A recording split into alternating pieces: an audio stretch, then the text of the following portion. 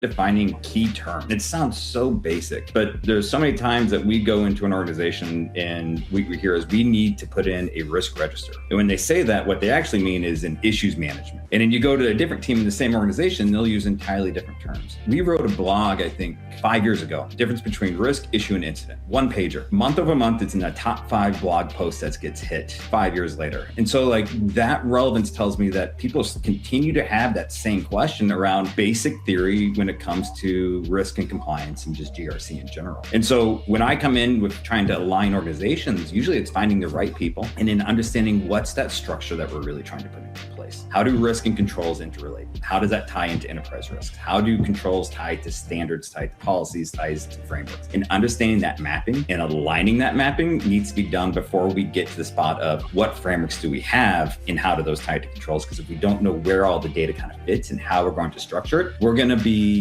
5 steps ahead and miss some very fundamental basics that we need to get in place first.